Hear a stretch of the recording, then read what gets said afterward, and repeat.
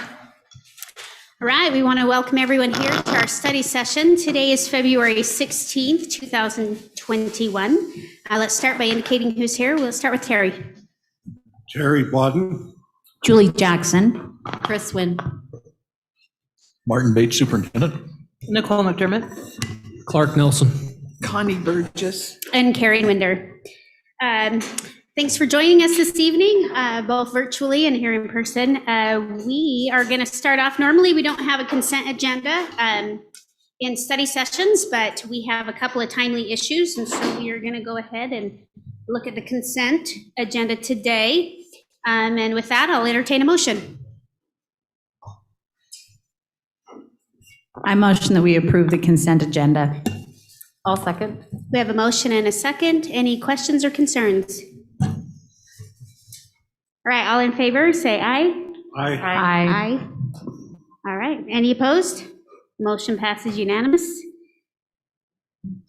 Okay, we'll turn the time over to Martin for our action item. Thank you. I'm going to ask Dave if he'll come up and Dale Okerlund be ready in the wings. Board members, conceptually, what's going on here is when interest rates are low, we sometimes refinance our mortgages. As you know, we have been bonding for a number of years. There's a series of bonds that would be eligible for that kind of a refinance, and so we have that opportunity, and that presents the opportunity to save a lot of money. Dave? So pleased tonight to introduce you to the two advisors that we use at this time. Dale Okerlund, most of you have now met, the new board members, and older board members. Dale, if you and Brandon would come up, we're going to have you answer any questions or explain it.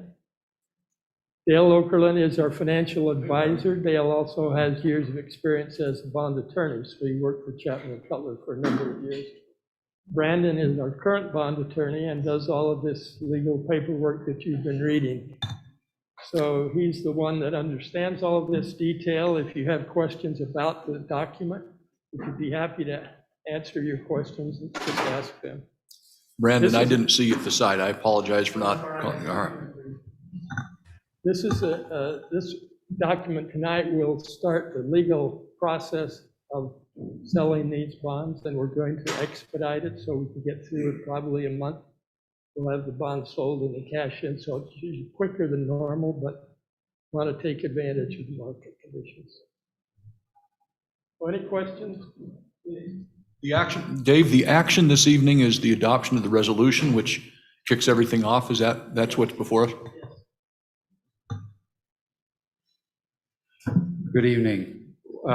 What you vote on tonight is the same in concept as when we sold the bonds 6 months ago, except the purpose of these bonds is to refinance and not to build schools. So this resolution authorizes the bonds, it authorizes the tax to pay the bonds, and of course there's already a tax in place to pay the bonds, so that is not going to make much of a difference. In fact, it will save a little money, which can then go into capital. Actually, it's more than a little. And it also covenants to comply with the tax laws and other things that are inherent in issuing a tax-exempt bond, and sets a delegation to an officer of the board, and the definitions in there have a cascade from the president, or if the president's not available, vice president, and if neither of them is available, then Terry, to act as the board's designee on the actual sale date, so that we can get a verification that the bond sale is within the parameters being authorized by you tonight. So that's basically what's happening here. There's a lot of ancillary stuff, and between us, Brandon and I can answer any questions you have, if you have any. Dale, remind us what our cost savings is. I mean, there's obviously a savings, or we wouldn't be looking at a refunding of bonds. What in dollars, what's kind of our range that we're hoping to save with this? Well, what we estimate based on interest rates in January, is a savings of about $8 million. That comes in 2 separate years in the next, not this year, but in the next couple of years, the next 2 or 3 years. The actual amount is not known until we actually sell the bonds. Right. And if we were to wait to do this to a more favorable time, time actually works against us at this point. So if it's a little less favorable when we get to sale date, it's still something that we would move forward on. If it's a little better, so much the better. Thank you. Any other questions, board members? So I know we have several bonds. Are these one of the older ones that, like, we took out earlier, or, you know? Well, Or is it? the history of this bond issue is that you sold bonds in 2011 to build schools. That was not under the last election, but the prior election, the 2009 election.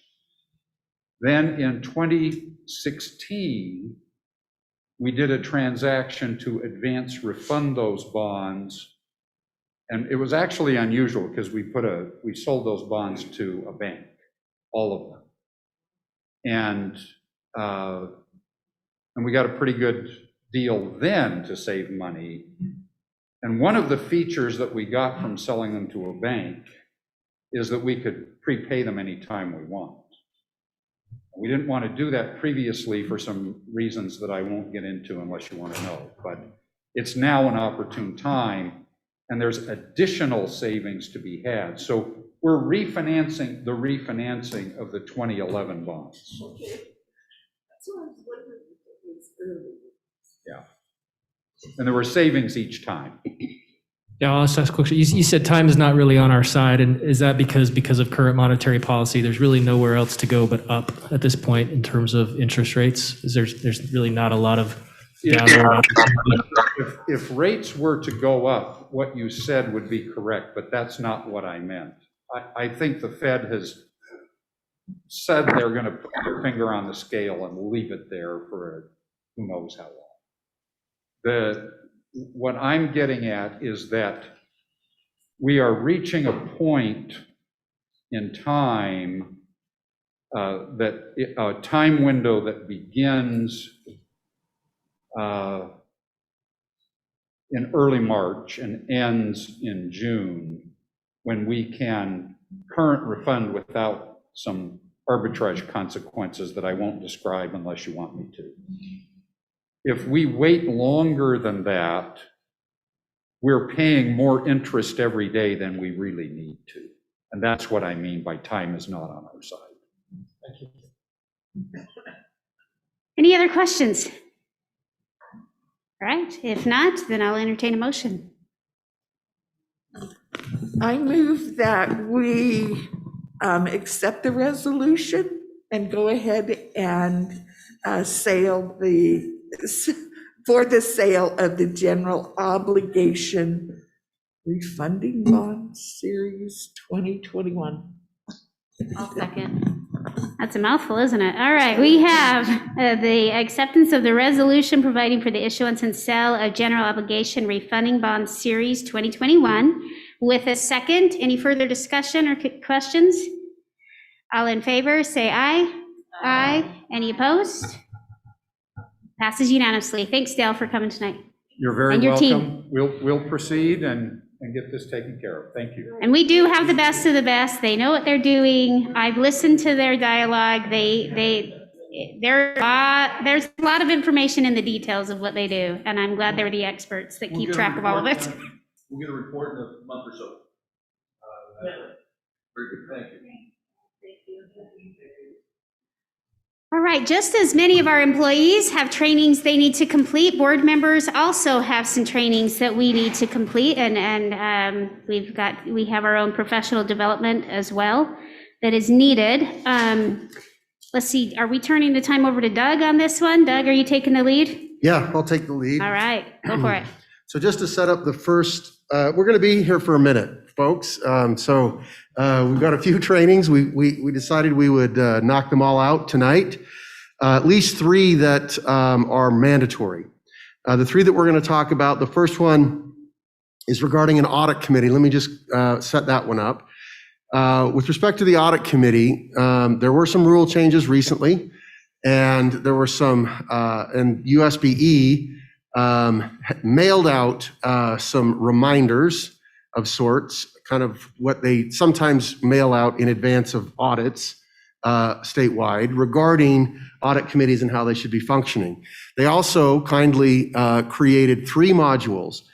The first module is for all board members. And so the first thing that we're going to do is watch USBE's module. And this is regarding the audit committee. Those of us who are, or those of you who are sitting on the audit committee will also have the opportunity to watch an additional 2 modules that go into more depth regarding the roles and responsibilities, okay? Can I just interject? For those watching at home, sorry, my mouth should be on, but I'm eating. For those watching at home, our audit committee is made up of myself, Nicole, and Clark. Excellent. Just for to be transparent. And then we will move to discussing the Open and Public Meetings Act, which we do every year. Martin asked me to do kind of more of a practical, straightforward approach so that we can work on just making sure that we have the basics in place. There is additional training. I actually brought down some, actually I didn't bring it with me, but if you'd like me to hand out these, this is actually a little handbook that I do have printed off. I'll have to run upstairs and grab it. It's from the Utah School Boards Association, prepared by Burbidge and White. There's some things I don't necessarily agree with in it, but it goes through the statutes very kind of, just very methodically and just lays out the statute. We'll talk more in concepts than actually diving into the statutes, but I'll make that available if you'd like a copy of that. I just handbook. have a question. Mhm. The school boards always send us a little blue book every year. Is that the same thing as what you have I don't know. by Burbidge and White? Yeah, I don't know. It's probably the same thing, but I don't know. Instead of a physical copy, Doug, can you just send us electronic? Happy to do, yeah. And if that's what you'll all prefer, then I'll just do that. Okay, good, I'll just send it out. And then the last thing that we'll talk about are board ethics. I will mention that there are other trainings that are available that our district employees do every year as mandatory trainings. And there are some interesting trainings. If you're interested in doing additional training and you have some ideas about what you'd like to be trained on, we can talk, and I'd be happy to make some suggestions to you. But for now, let's just get through the 3 trainings that we have tonight. Okay, go right ahead. Well, we're getting, at least I'm getting monthly reminders that the district has safety training or whatever. Mhm. Are we supposed to do that? Do you know which training it was for? Terry, there's a platform, there's a tool that we use that's called school safety. So Safe it's not schools. that it's safety training, Mhm. it's a platform with some trainings in it. Thank you, Martin. Yeah, it was actually a product that we purchased, and it's called Safe Schools. Okay, it's not a real helpful name because it confuses a lot of people, but that is the platform that we use. And in that, Sherry Wilson, who works in my office, she assigns certain trainings to the appropriate employee groups.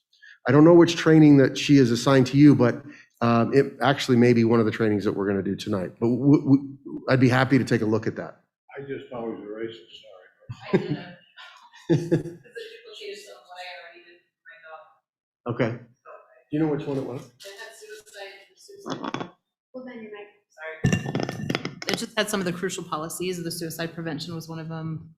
Okay, good. So I was asked at one point by Karen to make some of those things available.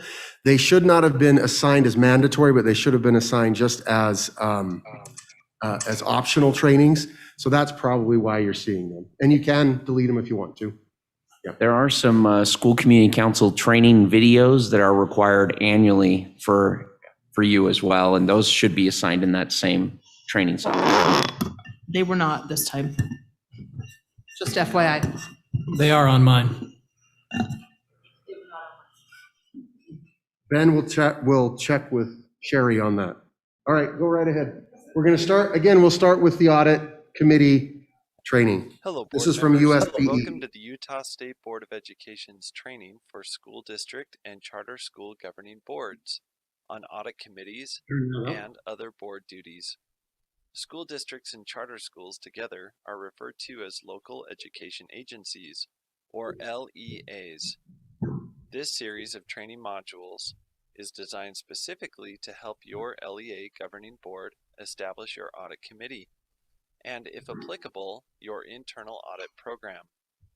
The training is also designed to help increase your understanding of audit committee responsibilities as outlined in Utah law, which is technically known as Utah Code, and Utah, or Board Rule, which is technically known as Utah Administrative Code. Is this training really that important? Maybe that is a question for the school district in New York State that lost over $11 million in an embezzlement, at least partly because their audit committee and audit functions were ineffective. This online training and the associated informational materials are provided by the Utah State Board of Education, also known as the USBE, as mandated by Board Rule R277-113-3. First, a word to the presiding officers of the LEA governing boards. You have the responsibility to ensure that all board and audit committee members complete the training modules that are applicable to them. The training must at least take place as part of the onboarding process for board members. So every time new individuals join the board, and when board members or community members are asked to serve on the audit committee, they must complete the training. Presiding officers must ensure that the training resources provided by the USBE are used and that the training follows training and certification requirements in Utah law. The training includes 3 modules. The first section is for all members of an LEA governing board. The second section is for board members and other individuals who are the members of an LEA's audit committee. And the third section is for all audit committee members of LEAs with more than 10,000 students. All board members are welcome to complete all the training modules if they would like. However, you must, at a minimum, complete the training specific to your duties. This training will provide knowledge and tools to help ensure the board's audit committee fulfills its role to help the LEA be accountable in the achievement of its objectives. Please know that in addition to this training, there are many resources available to help you. For example, the USBE Internal Audit Department has developed several white papers and information documents. The Office of the State Auditor also has educational materials that are available. Further, an audit committee can contract with a consultant to assist with an audit. This includes contracting with either the Audit Director of the State Board of Education or the Office of the State Auditor. To ensure we are all starting on the same page as we begin the training, here are a few basic things to keep in mind. First, each local education agency, meaning every school district and charter school, must comply with the laws that are applicable to them. Second, when the phrases LEA administration or administration is used, it means an LEA superintendent or director, a deputy or associate superintendent or director, a business administrator or manager, or another LEA educational administrator, designated staff, or a designated educational service provider. Finally, just like there are professional standards that an educator must follow to maintain their license, there are professional standards that external and internal auditors must follow to maintain their licenses and certifications.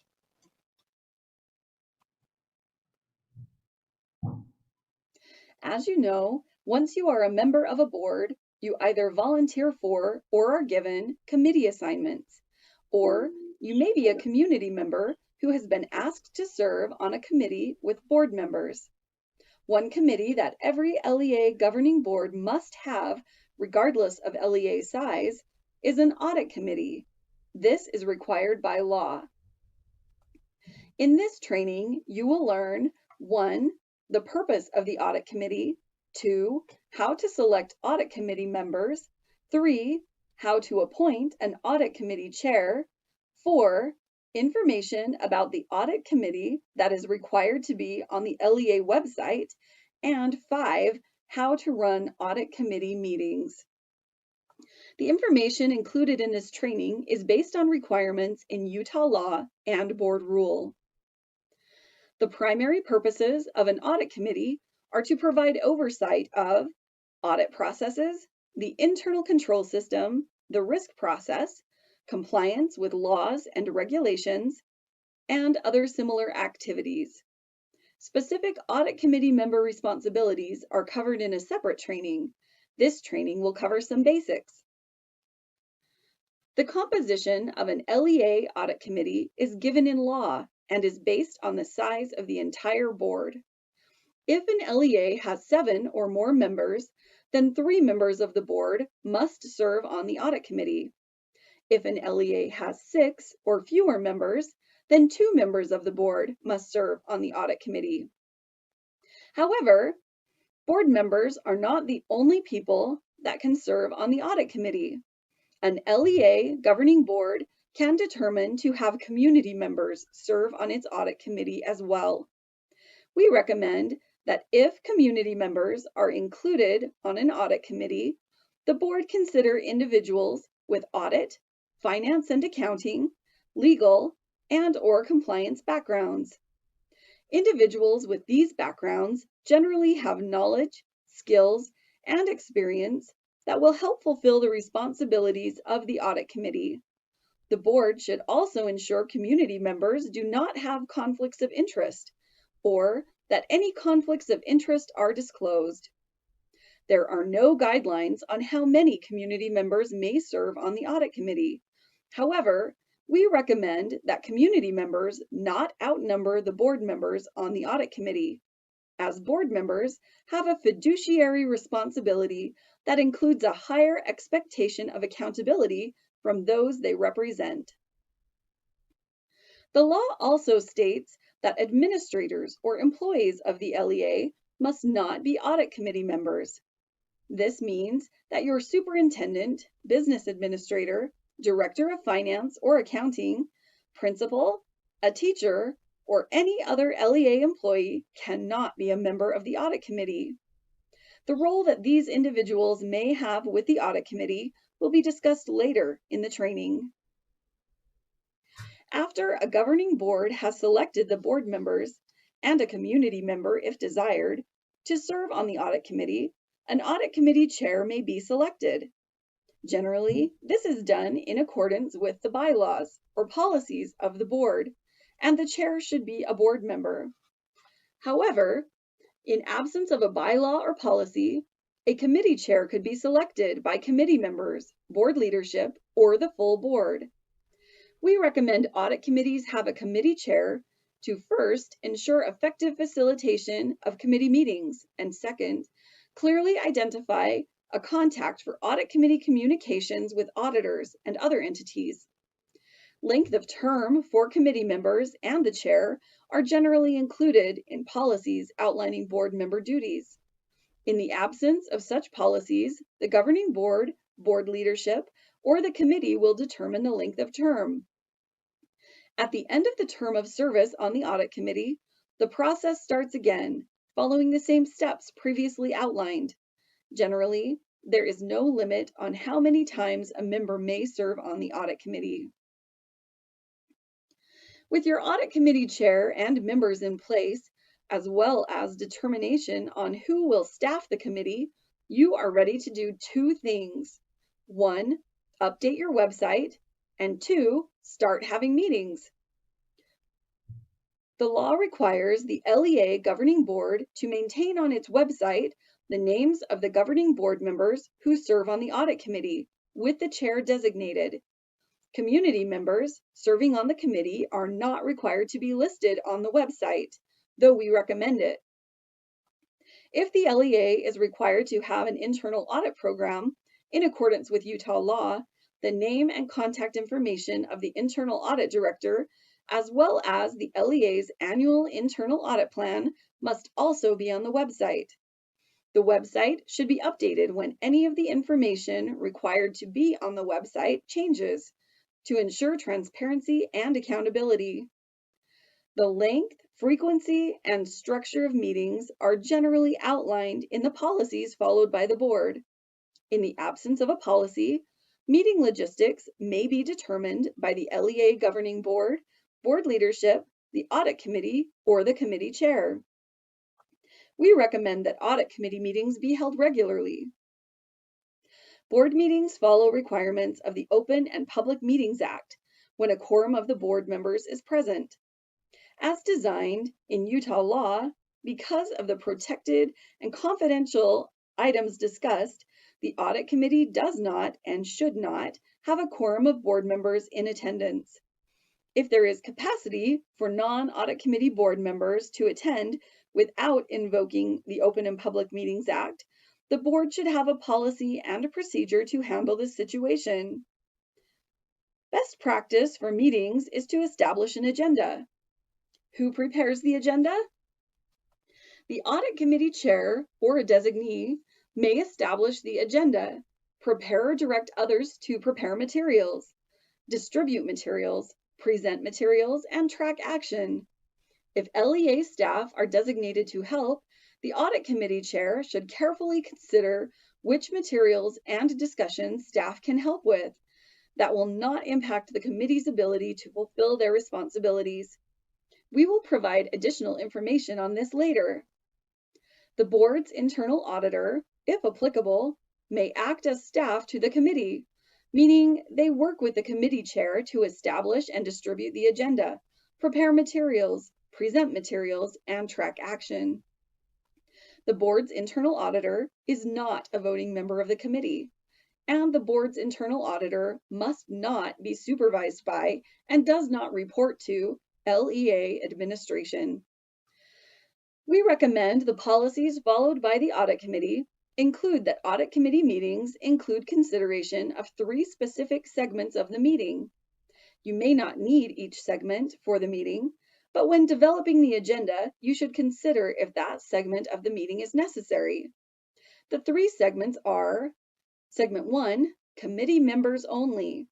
Segment 2, committee members with the internal audit director only, if you are required to have an audit program by law. And Segment 3, committee members, internal audit director, and invited guests. Let's talk about each segment, but be aware that there may be segments the committee may wish to consider. For example, you may want to have a segment with committee members and the external auditor only in attendance. Committee members only segment. The committee members only segment of a meeting gives the committee the opportunity to speak candidly on issues without administration or the auditor present. It is also an opportunity for the committee to discuss the performance of the internal auditor or internal audit function, if applicable. This time could be used to address any unanswered questions and to bring the group into agreement on the topics of the upcoming discussion.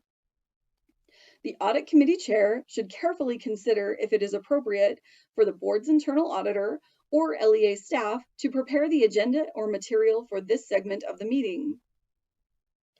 Committee members with the internal audit director only segment. Recall that this segment will only be applicable if the LEA is required by law to have an internal audit director, or if the LEA has chosen to hire an internal audit director as a best practice. The time with the internal audit director allows for open discussion on any internal audits without the individuals or entities being audited present. This portion of the meeting is crucial especially when matters of fraud, waste, abuse, and non-compliance come to the attention of the committee. This time also allows the internal audit director an opportunity to speak directly with their supervising body. The director may discuss their performance, the performance of the internal audit staff and/or department, or other items not relevant to the LEA administration. Committee members, internal audit director, and invited guest segment. The portion of the meeting that allows for invited guests is when the superintendent, business administrator, or any designated employee may attend the meeting. They attend to collaborate and provide information, as well as answer any questions the committee may have. Once employees have fulfilled their purpose as guests, they may be excused from the meeting. This will help ensure effective use of their time, as well as ensure that protected or confidential matters are being shared only with relevant individuals. Case study. At this point, you may be asking just how important this information really is, and if it really will make a difference. It would have made a big difference to a school district in New York in the late 1990s and early 2000s, which is when one of the largest embezzlements in public education occurred. For context, in 2004, Rosalind Union Free School District had an enrollment of 3,300 students in 5 schools. The workforce included approximately 610 employees, and their operating expenditures were approximately $70 million. From the period of 1996 to 2004, over $11 million were used for personal expenses. The audit stated that this apparent misappropriation was able to occur because the top-level managers in the district could override the system. The board had abdicated its oversight role and essentially did not monitor the district's financial operations. You may be asking, did Rosalind School District have an audit committee? Yes, it did, but it wasn't functioning effectively. As we continue this training, and in the next module as well, we'll provide some additional information about what happened in the Rosalind School District and how it could have been prevented, or at least identified earlier, by implementing the concepts of this training. The information on Rosalind comes from 2 audit reports from the Office of the New York State Comptroller. First, Anatomy of a Scandal. Second, Independent Audit Services. As you learned in the introduction to this training series, as a board member, you have been tasked with governing your LEA. An important tool to help with governance is assurance services. These services are intended to provide assurance or give confidence to you, federal and state policymakers, taxpayers, and others about LEA finances, compliance, systems, and performance. In 2020, the Utah Office of the State Auditor released a statement in its Fraud Risk Assessment Implementation Guide that their office regularly receives complaints of fraud or abuse by local government officials, and the level of public concern is significant. To address these and similar concerns, various laws and rules have been passed that require assurance services being external audits, internal audits, and monitoring. To fulfill your governance role, you will need to have a basic understanding of the different types of assurance services. Before we get to those details, though, there are a few basic things to know. First, it is common for all assurance services to be referred to as an audit. While the generic term audit may be somewhat accurate for these services, audit is also a technical term that denotes independence, objectivity, and quality, things we'll discuss later. To avoid confusion and to avoid a false sense of confidence, the term audit should not be used in reference to all assurance services. Assurance services include external and internal audits, as well as monitoring, compliance, and risk management functions. Understanding the assurance each of these services provides is critical to ensuring the LEA will be able to achieve their objectives. Let's talk about some of these assurance services. An external audit is an appraisal activity established under the direction of an individual or entity outside of the LEA to examine and evaluate the adequacy and effectiveness of the LEA. On an annual basis, there are at least 3 external audits that generally are required for LEAs. The first is the financial statement audit, otherwise known as the Comprehensive Annual Financial Report, or CAFR. Next is the single audit, which is a federal compliance audit. And last is the state compliance audit, similar to the single audit, but on the state level. An LEA governing board is responsible to select an independent auditor or CPA firm to complete these audits.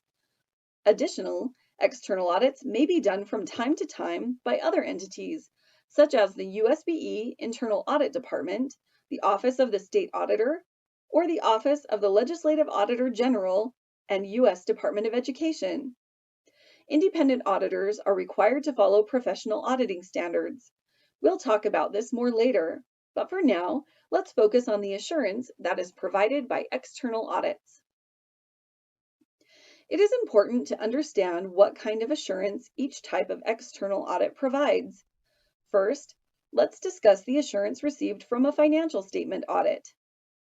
The audit opinion on financial statements provides assurance that an LEA's financial position is presented fairly in all material respects as of a certain date.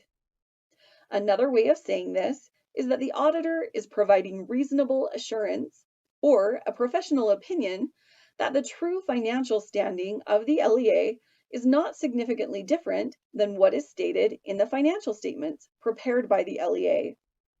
Depending on size of the organization, not significantly different could mean financial statement amounts are within hundreds or thousands of dollars, or within millions of dollars of the actual dollar amounts. It is also important to understand what kind of assurance each type of external audit does not provide. The auditor's opinion on the financial statements is very clear to say it is not providing an opinion on internal controls, just that the auditor looked at internal controls over financial reporting enough to be able to give the opinion that amounts are reasonable. Furthermore, the auditor's opinion is very clear to say it is not providing an opinion on compliance, just that the auditor looked at certain provisions of laws and regulations enough to be able to give the opinion that amounts are reasonable. The AICPA, a national leader in accounting and auditing standards, has indicated that an auditor's report is not a clean bill of health. It is not an opinion about the entity's policy decisions, effective use of assets, or programmatic outcomes and outputs.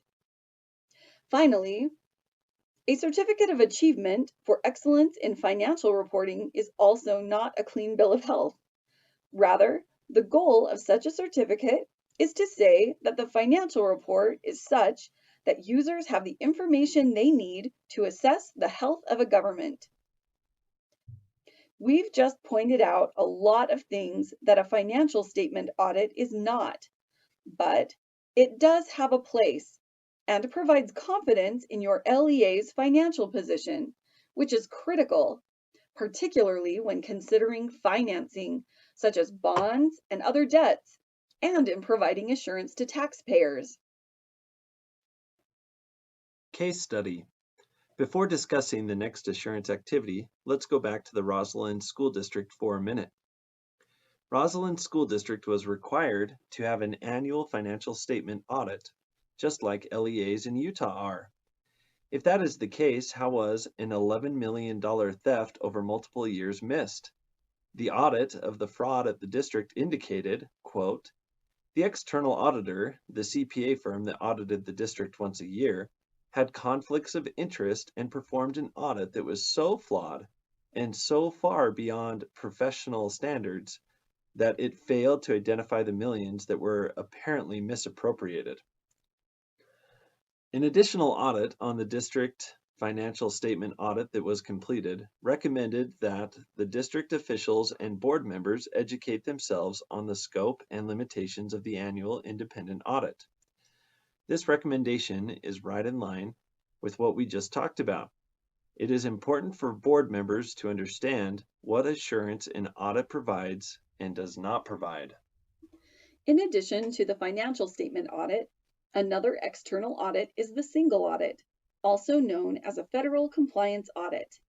This audit is required for LEAs that expend more than $750,000 in federal funds from any source in a fiscal year. This audit is generally done by the same CPA firm or independent auditor that does your financial statement audit, and it is generally at about the same time. What assurance does an audit of federal compliance provide? The auditor's opinion is that an LEA or school complies in all material respects with the types of compliance requirements specifically referred to that could have a direct and material effect on each of its major federal programs. What assurance is not provided? The auditor's report also includes that their consideration of internal control over compliance was for a limited purpose, and that material weaknesses may exist that have not been identified. So again, the auditor is not providing an opinion on internal controls. They're providing reasonable assurance about compliance related to major federal programs that were audited. The final external audit we will cover is the state compliance audit. This audit is very similar to the single audit, just at the state level. The audit is also done by the same CPA firm or independent auditor about the same time as the financial statement audit and the single audit. As a side note, be aware that generally all three of these audit reports and the statements they accompany are compiled into a reporting package that is submitted to the Office of the State Auditor, who publishes them so they are available to the public. As mentioned, the state compliance audit is similar to the single audit, which means that the auditor's report is also similar. The auditor's report provides assurance that an LEA or school complied in all material respects with the state compliance requirements specifically referred to. The report does not provide an opinion on internal controls, but notes that their consideration of internal control over compliance was limited and material weaknesses could exist. The next assurance service we will discuss is monitoring. Monitoring means to formally supervise, inspect, or examine the compliance, performance, or finances of a program receiving state or federal education funding. Monitoring of state and federal programs is required by law and is done in accordance with established policies and procedures of the entity that does the monitoring. Do you recall that earlier we mentioned sometimes the term audit is used for all assurance services? Monitoring is frequently called or thought to be an audit. Also, as mentioned earlier, incorrect use of terms, such as calling monitoring an audit or a monitor an internal auditor, can cause confusion and give a false sense of assurance. What are some of the differences between monitoring and auditing? The policies or standards followed are different. The independence and reporting structures are different. And finally, the level of assurance provided is different. The final assurance service we will discuss is an internal audit function. The Utah State Board of Education has an internal audit department, and LEAs with more than 10,000 students are also required to have an internal audit function. Other LEAs may choose to have an internal audit function as a best practice. Internal audit is defined as an independent appraisal activity established within a local education agency as a control system to examine and evaluate the adequacy and effectiveness of other internal control systems, assurance services, within the local education agency. Internal audits are based on risk and should be approved by the LEA board, after a recommendation from the Audit Committee. Internal audits may cover financial elements, compliance, systems, and performance. Examples of internal audits include use of school fee revenue, compliance with school safety requirements, evaluation of control activities such as approvals, reviews, and reconciliations, reliability of graduation and assessment data, student outcomes based on funding. The assurance from an internal audit will vary depending on the scope and objectives of the audit that is completed. However, generally, internal audit conclusions are not boilerplate like opinions for financial statement audits and single audits. Case study. Before summarizing assurance services, let's consider the internal audit function at Rosalind. Did Rosalind School District have an internal auditor? The answer is yes. New York education law required this position, and the internal claims auditor was supposed to report directly to the board. The audit found that the internal claims auditor did not perform his duties in the best interest of the district, if at all. Further, at no time did the internal auditor ever submit reports to the board. Even worse, the audit concluded that the internal claims auditor personally benefited from the misuse of district funds. We will talk about why it is so important for auditors to be independent in a minute. But this situation underscores what can happen without a competent, independent internal auditor. To summarize our discussion of assurance services, this chart outlines the requirements for certain assurance services, the standards that are followed by those who perform the assurance services, and the assurance that is given. We strongly recommend you become familiar with this information so you can help your board fulfill their governance responsibilities.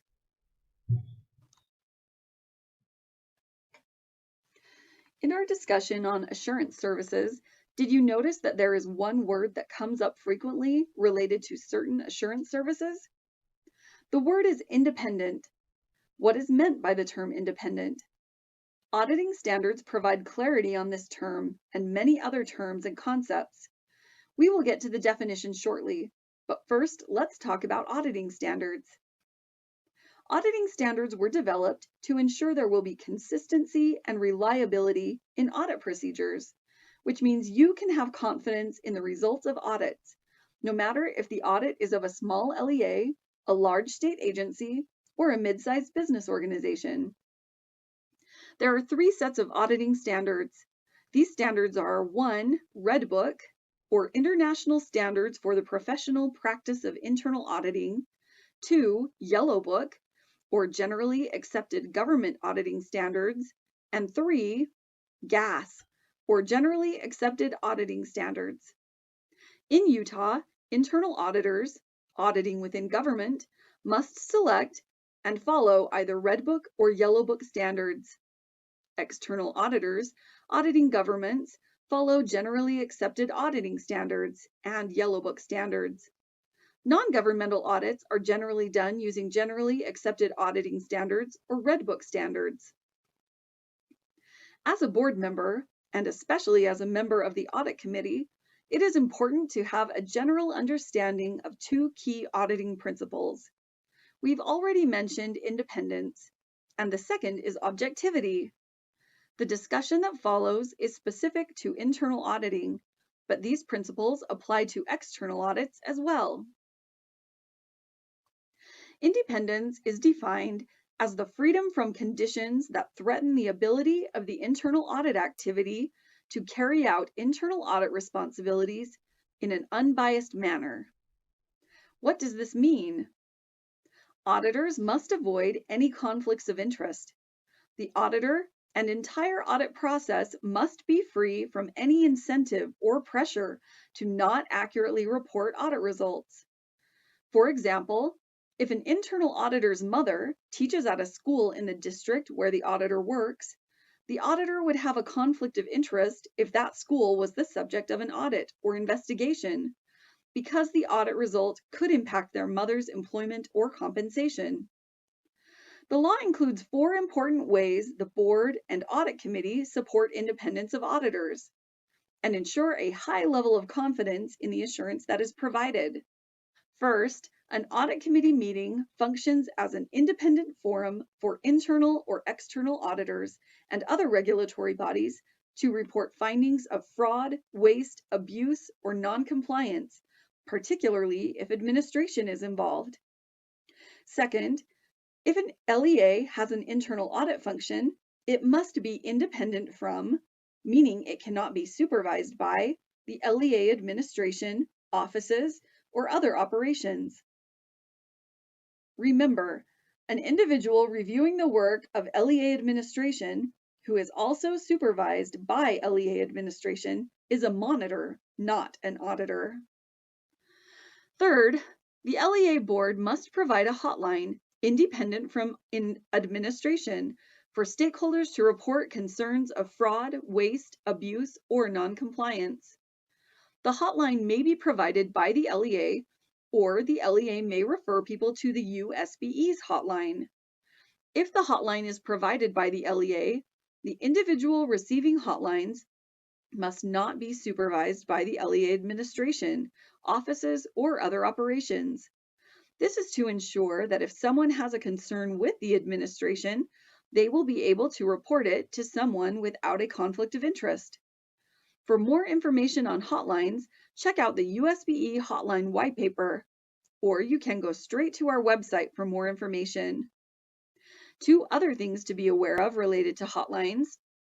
First, one of the top feedback items we hear on the public education hotline is that no one will listen. Just listening may resolve the concern, so it's important for the hotline to be a place where you listen first.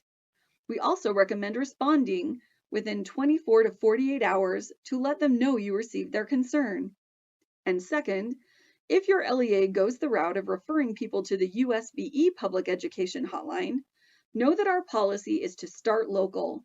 So when possible, we'll be directing concerns back to LEAs for resolution. However, we'll take on the administrative work of initially taking the concern and logging it.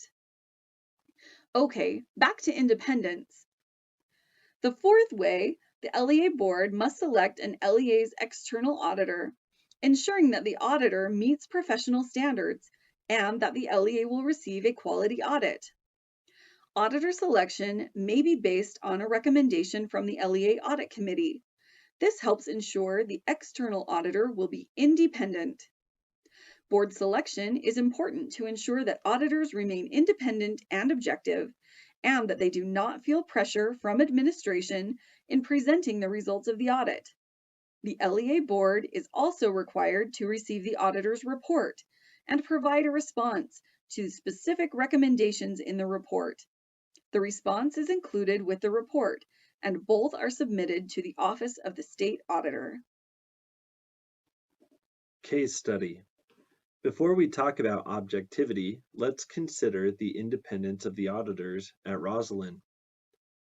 We already discussed that the internal claims auditor was personally benefiting from the misuse of funds at the district and not reporting to the board, so he was not independent.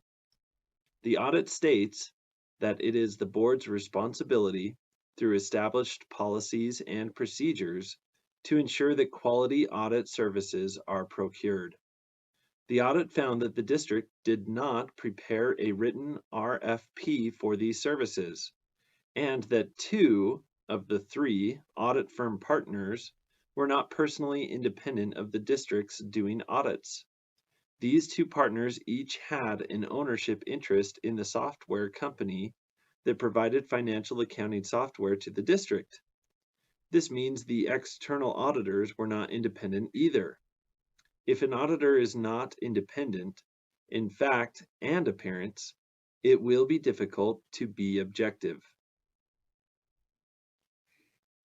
Objectivity is defined as an unbiased mental attitude that allows internal auditors to perform engagements in such a manner that they believe in their work product and that no quality compromises are made.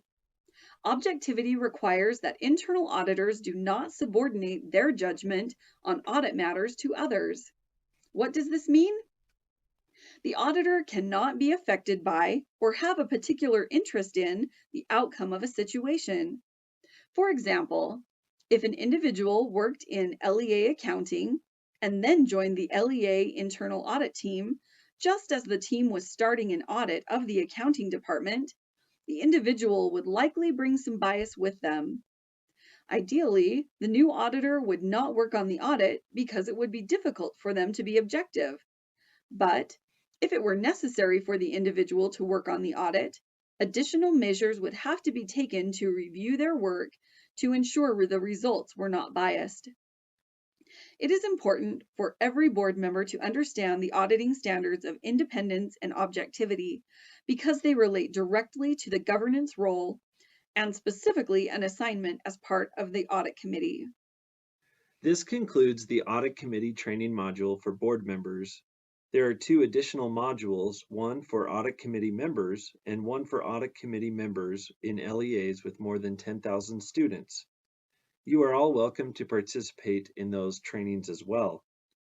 If you have specific questions on this training, please contact the USBE Internal Audit Department at 801-538-7813 or audit@schools.utah.gov. There is So you are also all- additional information available. You are all welcome to watch those additional modules. 3 of you are going to have to, which I don't envy you. But for purposes now, Ben's going to lead us in a rousing head, shoulders, knees, and toes. I was thinking some Neil Diamond. If you'd like to take a quick break, we can, Karen. Can I ask a question Yes, quickly please. about that? So when they were talking about the red book and the yellow book, I guess that means that in education, we have something different. Like, is that equal to GAP? Like, Yes. GAP, but that's GAP for us. Yes, exactly. Oh, It's okay. not- Those are the standards. I would disagree. It's not really GAP, it's GAS. It's government accounting, or excuse me, it's government auditing standards, not accounting standards per se. So there are government accounting standards, then there are generally accepted accounting principles, and those can differ at times.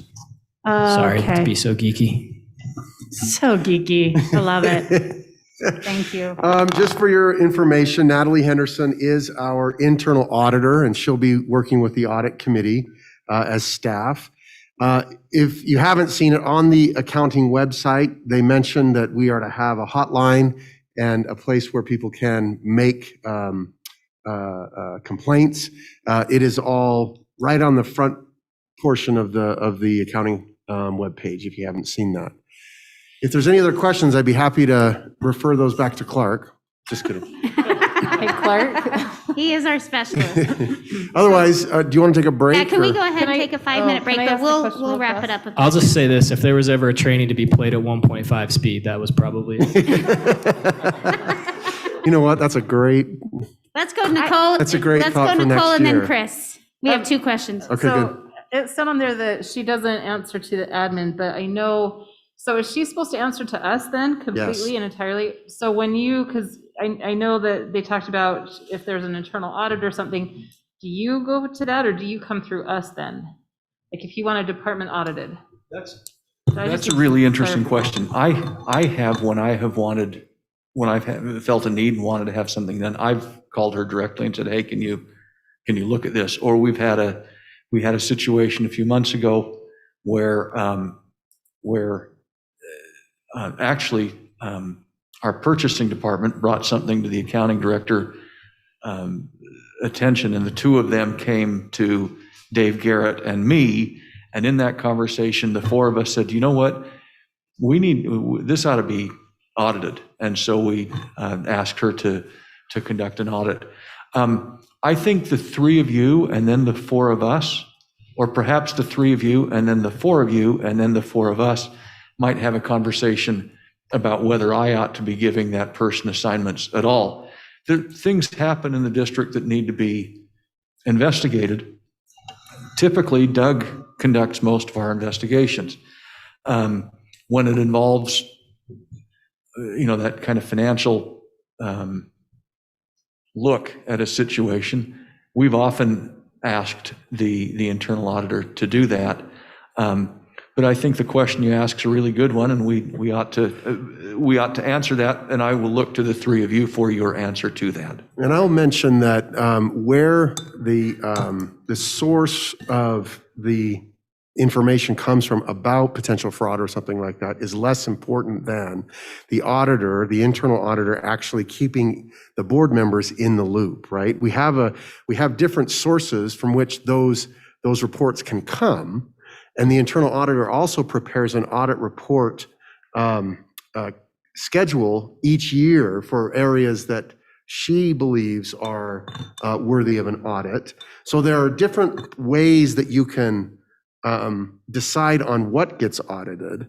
But what needs to happen is that the three of you, the audit committee, need to be in the loop and working and approving those audit activities. Okay, so I just want to clarify it because it seems like, does she fall under Dave Garrett or does she? No, she actually, falls under us? yeah, so the employment part of her life is, she works for the district. We pay her paycheck. She has to do annual trainings, all that kind of stuff. But in terms of her auditing responsibilities, she reports to the audit committee. Okay, thank you. I just had a really quick question. They talked about how sometimes they have community members on their audit committee. Is that for smaller districts? That doesn't really, does that apply to us? I thought that was super interesting. Yeah, I think they allow that in the rule because particularly in smaller districts, there's going to be a lack of expertise, and it could happen in a large district as well, but there's going to be a lack of expertise in the auditing area. And we happen to have a local expert, which is handy. But if an audit committee doesn't feel prepared to be able to make some of the decisions that it has to make, as they mentioned, they would highly suggest bringing in an attorney, an accountant, forensic accountant, somebody who could advise them. And I think that that's why they open that up to a community member. Thank you. Mm-hmm. All right, let's go ahead, take a 5-minute break, and then we'll come back for Ben's presentation on the Utah Open Public Meeting Act. No head, shoulders, knees, and toes?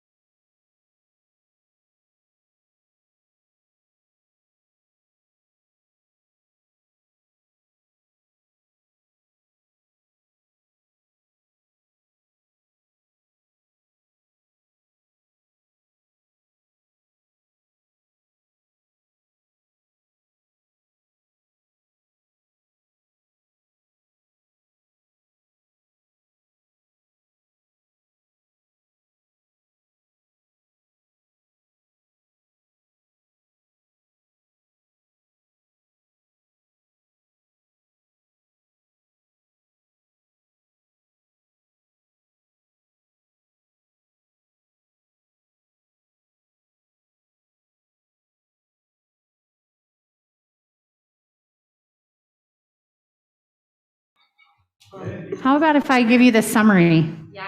I'll give you the bullets. Won't admit it. All right, board members, we're going to jump back right into our agenda, and we're going to turn the time over to Ben for an overview and training on Utah Open and Public Meetings Act. Actually, I'll do that as well. Oh, sorry, Doug, you're No, going to do that's that. okay, that's okay. Anticipating the glazed eyes, I put some photographs in here that would allow you to go to your happy places. So this is our annual training on OPMA. Again, this is going to be kind of a somewhat abbreviated, kind of down and dirty, but we just want to talk specifically about the practices that are required and things that will help the board make sure that it complies with the law and doesn't unwittingly, do things that will that could be construed as noncompliance. The intent of the law, the OPMA ensures that the board business is conducted and actions are taken by the board in the open. This is a transparency law, right? So that what you do as a board is done for the people and in plain view of the people, right? Because you are indeed elected by the people. Okay, let's go on. Annual training is required, and that's your last happy place for a moment, so soak it in. Okay, go next.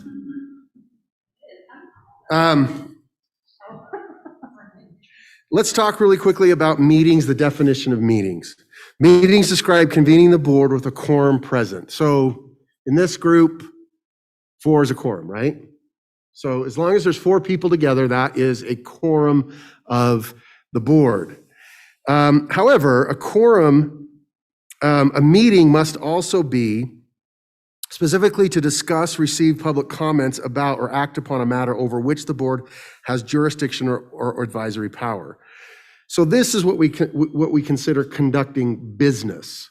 These are things over which you have power. These are things that the board does as part of its charge and mandate, its responsibilities, and a meeting is 4 or more of you getting together to discuss those things. Okay. Now we'll talk a little bit more about how that can sometimes happen by accident.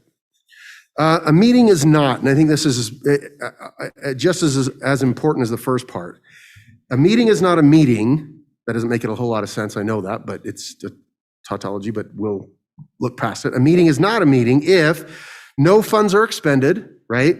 The discussion is only for the purpose of administrative or operational matters. So you can meet,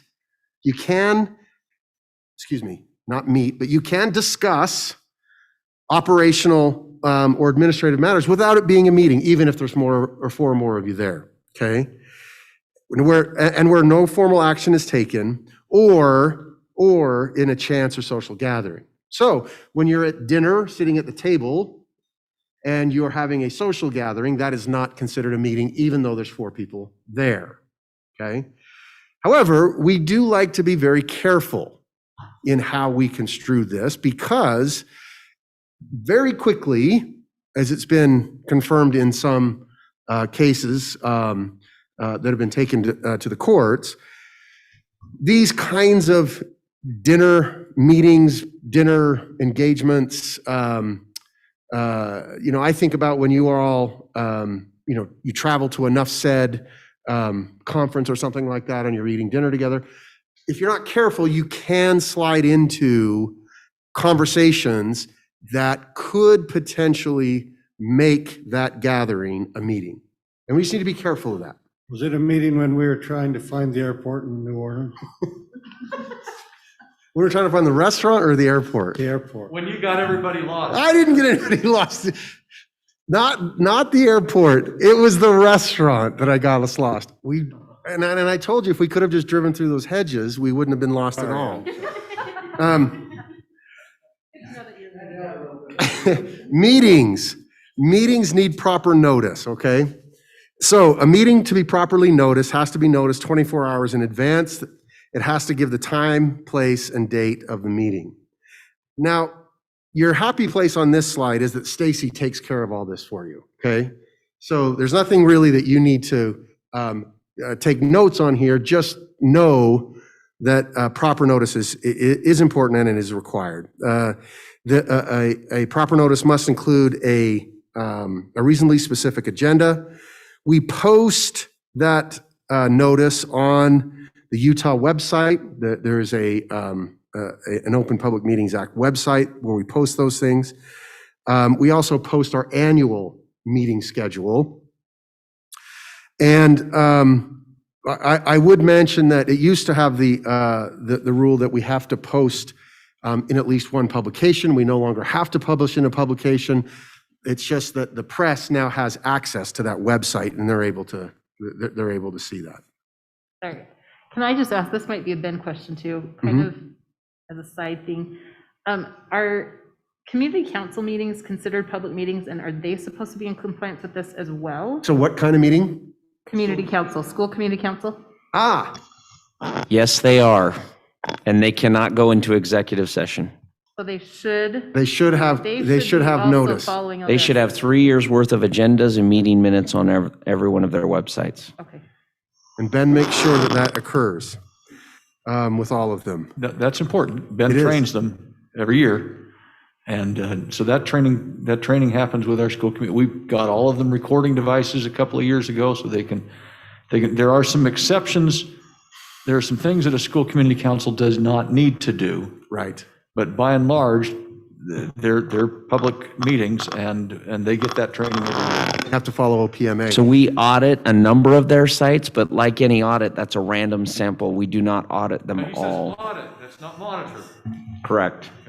And invariably, one of you is going to call me at some point and say, hey, Ben, I'm looking on this website. And yeah, we'll go from there. Okay, so, but because as far as I know, nobody's recording them. I mean, they might be this year because it's a Zoom call, but are they supposed to record them or just take minutes? They used to be required to actually record the meetings, and they are no longer required to do so, just substantive meeting minutes. Okay. There were some rules that actually made some exceptions to OPMA on behalf of those meetings because they're parent meetings, community meetings. There was also some discussion about internal meetings, such as our curriculum committee, and whether or not that was a public meeting. And we've pushed back against those that have tried to make those public meetings because they're not. That is all spelled out in the community council handbook, and hopefully they're reviewing that as well at the beginning of the school year. Okay. You can have emergency meetings that don't require 24 hours notice. But they must be about, a matter of urgent nature. Okay, next slide. Agenda items. Let's talk just really briefly about agenda items. Board meetings should adhere to the agenda items. So when we put out an agenda, it's supposed to be sufficiently specific. The interesting thing about this is I was in a meeting I sit on the board of the Utah International School. Martin gave me that assignment some years ago. And what was interesting is there was a conversation about something that came up that wasn't on the agenda. And I had to point out to them, we can't talk about this. This isn't on the agenda. And they said, well, let's put it on the agenda for next month. And then the conversation kind of started to continue from there. And they said, well, what should we really put on the agenda? I mean, what's the actual issue that we want to talk about? And then we continued to talk about the issue. And you can see where that is kind of a slippery slope. And I had to remind them probably no less than 3 times that we were headed down that slippery slope and we needed to stop that conversation. But it's not specifically there is some interpretation as to what an agenda item is and to what degree you can, or the scope of that particular agenda item. And, Karen and I have conversations about that sometimes, and we try to remain conservative. However, the general rule is that we keep our conversations to what's on the agenda. And that's actually, that's a big, that's always on my mind when we're leading board meetings, is to stay on topic. In fairness to our public, if we go into a lengthy discussion of something that's not noticed, they might not be tuned in, whereas otherwise they would have been if they knew we were talking about that. And so that's a big thing. This actually has come up over the past year or two where we've had to stick to what is on the agenda. Right. And so that's always kind of on the back of my mind. And there is a section of a provision in that statute also that says that the public, so those who sign up for public comment can bring up issues that can be discussed, even though they're not on the agenda, but no action can be taken on those issues. With the caveat, the board meeting is the board's meeting. Mm-hmm. You don't have to have public comment. That's right. Our board has adopted in their policy that there is time set aside for public comment at every board meeting. You don't have to do that, but you've chosen to, and I wouldn't recommend not doing that, but just know that's in your discretion. There's no law requiring you to have public comment time as part of your board meeting. That's right. And one of the things that we've done to limit, and that was literally the next thing out of my mouth, what we do to limit it is we limit it by time, and we make sure that people sign up. Again, a public meeting does not require public comment, okay? Now, And a clarification, it's a board meeting held in the public. That's correct. And so there's a little bit of a distinction there. With one exception to that exception, and that is when we have public hearings, right? And we do have public hearings, truth and taxation hearings, boundary change hearings. Those things are required to allow for public comment, okay? So the public is allowed to come and comment at those meetings.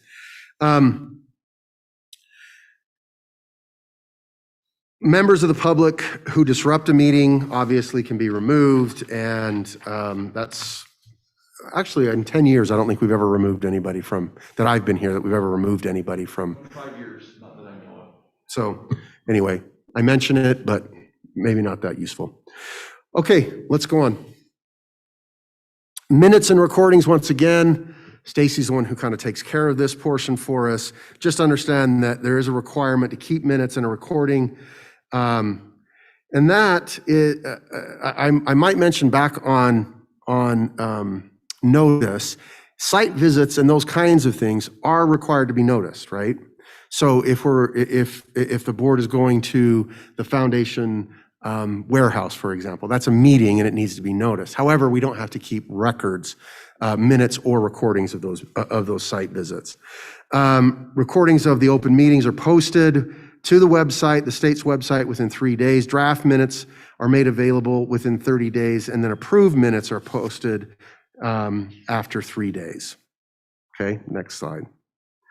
You can't have electronic meetings, and this has actually become relevant. This kind of arcane part of the statute became relevant in this past year for Zoom meetings and that sort of thing. Electronic meetings may be convened if the district has a policy to do so. We have that policy.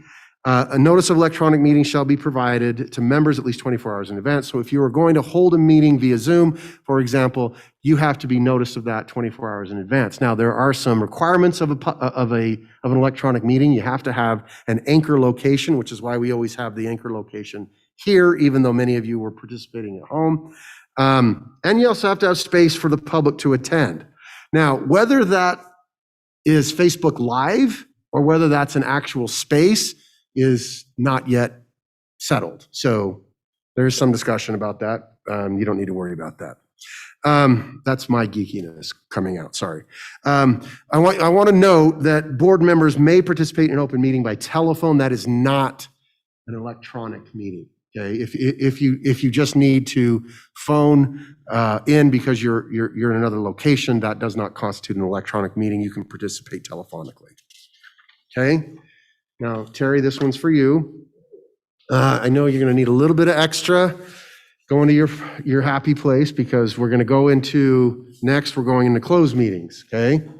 All right, next one. Hey, Doug. Yes, ma'am. So that means that at any time, even after the pandemic, a board member can attend Yes.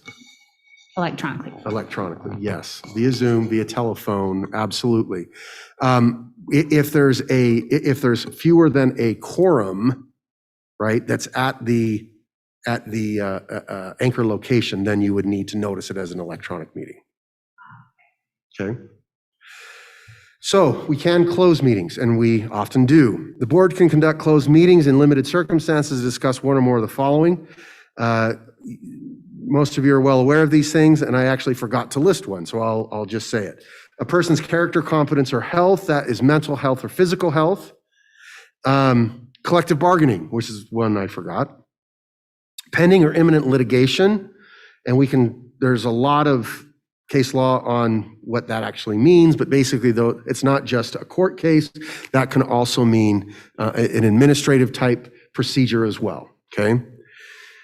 Matters of acquisition or sale of real property, including water rights, deployment of security system, investigations of criminal conduct, certain deliberations, and decision-making involving procurement. Those are typically when the board is acting in an appellate capacity in your judicial role, and we've never done that in 10 years that I've been here. But there are some other circumstances as well. But those are the main reasons for a closed meeting. All right, go on the next one. A closed meeting requires 2/3 vote of the quorum present in an open meeting. So if there's those that are absent, then the quorum might change, but 2/3 of that group has to approve of a closed meeting. The board shall announce the reason for the closed meeting and the location of the closed meeting in the motion, and a vote shall be on by name on the record. In a closed meeting, just a couple of things to think about. No resolution, rule, regulation, contract, or appointment may be approved in the closed meeting. Skipping down to the last bullet, information gathering and final action must be performed in an open meeting, while deliberation and the process of decision-making can be performed in a closed meeting.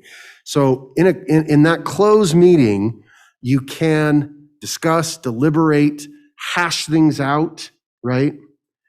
But then you have to go back into an open meeting if you're going to gather additional information, or if you're going to actually make a determination as a board and go and take action, okay? And then the last thing is the board can't discuss the competence or physical or mental health of a person applying to fill an elected position or midterm vacancy in a closed meeting. That has to be done in an open meeting. We've talked about that this past year. Which is why all of those, when we've had a couple board members leave over the last few years, that has warranted an appointment kind of schedule. And a lot of people are like, oh, why are you doing this all in the public? Why do you have to interview in the public and all those things? And this is the very reason why. That whole bullet point right there is exactly the reason why. I can't believe you guys couldn't, even after the interviews, talk about it amongst yourselves, right? We could in groups of 2s and 3s. Oh, my head. Well done, board chair. Thank you. Next slide. So the board shall decide who attends the closed meetings. You have discretion over who attends, but individuals present must be identified on the recording. A recording must be kept unless the purpose is discuss character, professional competence, physical or mental health of an individual, or security alarm systems. In those cases, a board may sign an affidavit affirming the purpose of the meeting. Obviously, if a recording would kind of nullify the very purpose of those closed meetings, and so that's why, under those circumstances, we can have an affidavit. Do we do that very often? We've done it. Just a couple of had an times. affidavit. Every time there's a personnel, yes. Yeah. Yes, exactly. See, because that's when the recording's on. Right, every time for those reasons, Yeah, when the recording's off. Not every time for a closed meeting. There's a piece of paper I sign as board chair, basically giving my word that we discuss nothing else but those items that were listed. Right. Minutes may be kept, not required. We typically do not keep minutes in our meetings, in our closed meetings. Okay. Okay, here's Julie's happy place coming up. Well, yeah, this one's my happy. I actually put this on for me. I'm glad this one's for Julie too. There you go. There you go. That's my happy place. And that means we're almost done. That means we're almost done. Okay, common mistakes. The most common mistakes I would say are these three things. Their conference calls, their emails, correspondence, text messages, where there's a group of you who are kind of corresponding back and forth. Those conversations turn to what we talked about, board business, and then somebody replies to all or texts back to everybody in the group, or there's a conference call where a conversation shifts to those things. That's where we kind of most often will get into trouble, and that's okay. Even if that happens, there are ways to correct that mistake, and it's perfectly legitimate to make those corrections. Another reason that people get into mistake is they fail to cite an appropriate reason for closing a meeting. There have been circumstances where people have lied about what they were going to discuss in a closed meeting, or they very artfully described what they were going to discuss in a closed meeting in order to circumvent the actual reasons and circumvent OPMA. And the last one is disclosing information learned in a closed meeting. This one, there has been some court cases on this where people learn something in a closed meeting and then they talk about it. And that's obviously not, that would also nullify the reason for a closed meeting. Can I interject real quick? Please do. So, board members, you'll notice most of the time, I'm kind of paranoid about anything that I send turning into a meeting, which is why you notice when you get these, they're all individually. I literally just send it individually because I don't want to ever put us in a spot where we unknowingly turn that into an electronic meeting. And that's a great precaution. Yeah, I know it's not necessary, but Right. that's just Right. what I feel comfortable doing. And I really appreciate that, Karen, because for Karen to disseminate information to the board, once again, that would be administrative, right? And so disseminating that information would not constitute a meeting. However, what constitutes a meeting is when somebody replies back and replies to all, and then asks a question about board business. Does that make sense? That's where that can kind of go sideways. Did you have a comment, Nicole? I just wanted to clarification. So I'm hoping we're not doing this wrong. So us responding to people, if we reply all, because that's what we've been doing, is if there's a concern that comes in and one of us replies, we just hit reply all. Even if it might have something to do with what we have discussed, that's not in violation. Are we in violation there? It depends on the subject. It depends on the content of your conversation. So if your conversation would constitute subjects that are supposed to be discussed in an open meeting, then that would constitute, that would be a problem, yes. So we just need to be really careful about what we reply to. Right. And if you want, I can go back to that slide, but it's essentially the administrative matters that you're welcome to discuss. These are things over which you might not have jurisdiction. You're not talking about expending funds. You're talking about administrative or operational matters only. Doug? Yes. Administrative matters is a little confusing when we're in the school context, because it's not everything that a principal does. That's not what administrative matters means. Administrative matters good point. is probably things like calendaring. Yes. And then, so I think calendaring when I see administrative.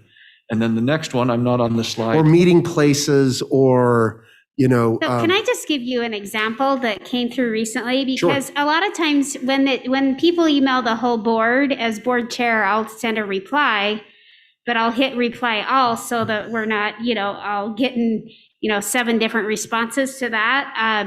And then I'll often include, Martin, I'm forwarding this to you with our concern here. So, I do that to communicate to the board mainly. I'm responding to this. Don't worry about it. Sure. And I would say but it is 7 people on an email where I usually just say, hey, Martin, will you look into this? So is that administrative? It is administrative, and I'll tell you why. Okay.